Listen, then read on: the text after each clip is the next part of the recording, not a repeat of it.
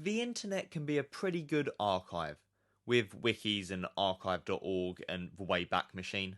But despite the billions of web pages across the internet, there's some things that just don't make the cut. Some things that are simply lost to time. Our memories fade and no one documents it, and then it's just gone. Well, not while I'm around. So today we're going to be taking a look at a few things the internet forgot. So the idea for this video started around a year ago when I came across a Facebook marketplace listing that was selling one of these.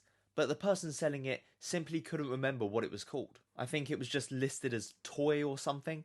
But seeing this thing awakened so many memories in me. So I scoured the internet trying to decrypt the markings on the back of this thing, finally working out that it said Emacs on it. After some googling I came across a wiki article talking about something else. But the page did contain a very brief history on these things. It said, in 2005, a Spanish company called Emacs released a series of figures known as E-Flyers. E-Flyers were little flat rubber aliens with a magnet on their back. They were a moderate success. Emacs E-Flyers, that was it. It all came flooding back. So after some more research and some eBaying, I bought out seemingly the entire universe's collection of E-Flyers. So here they are, my collection of E-Flyers. As the article said, they are just moulded rubber aliens with magnets on their back that you can spin onto your fridge. I used to have a huge collection of them as a kid, and I recall vividly sitting in my kitchen tossing them at my fridge while watching the first series of X Factor.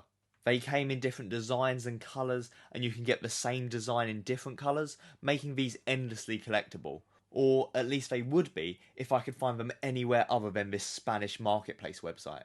So then, after a bit more searching online, I came across this advert. So let's give it a watch. Hi, I'm Lucky, and these are my friends. E-Flyers are here. Fun, magnetic. There are lots of E-Flyers and stickers for the album too. Collect them at your newsagent now. See, doesn't that make you want to buy them? They were only 50p. And you could also get a starter sticker album with them too. And I think this is one of the free ones that came with a magazine because this has the 50p crossed out. Like, the cross is printed on there, just remove the 50p. Inside there are places to put the stickers and also some games that you can play with the E-Flyers, as well as a little checklist in the back. I also have these cards which have the games on the back and then some E-Flyers on the front, and I'm guessing these are included in the packs as well. The article called these things a moderate success, and that was clearly enough to win them the license to then produce Spongebob E-Flyers. And now the new Spongebob Flyers. Fun, magnetic. They fly, and they're available at your newsagent. Start collecting them now. Which I also bought a load of. They'd come in these packs that featured a couple of E-Flyers with Spongebob designs on them, as well as one of these little booklets. I even managed to get my hands on this target board for them. Damn it! And I don't know, I just really like them. Whoa. Hey, Danny, it's me, Louis. I'm an E-Flyer now.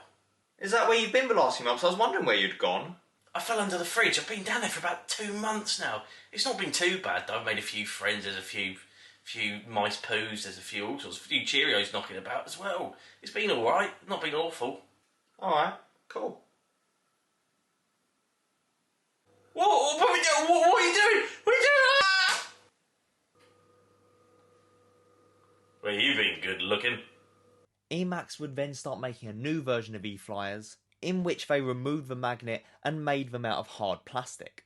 They were called Freaky's Face-Offs, but I'm guessing these weren't very popular at all, as I couldn't find anywhere selling them online, and even I don't remember these.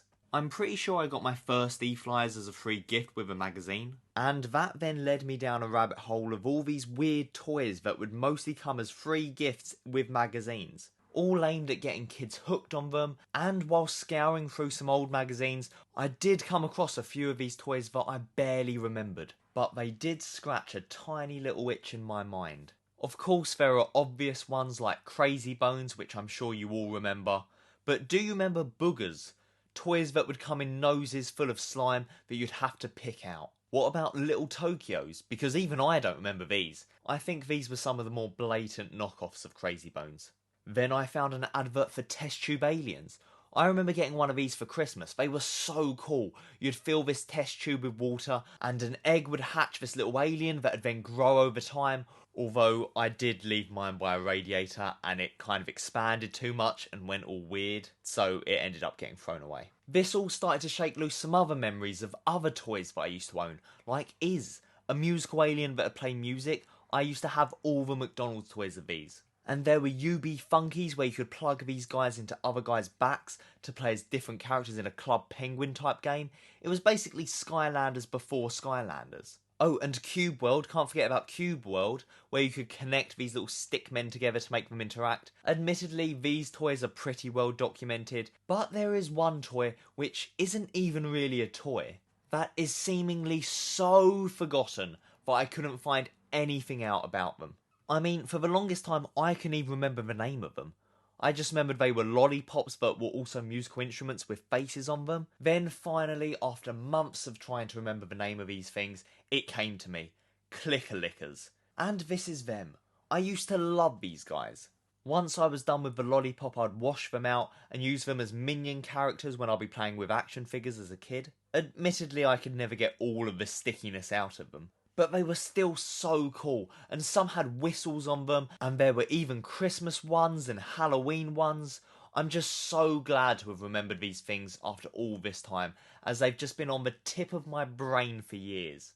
I doubt anyone remembers these, or in fact most of the stuff I talked about today.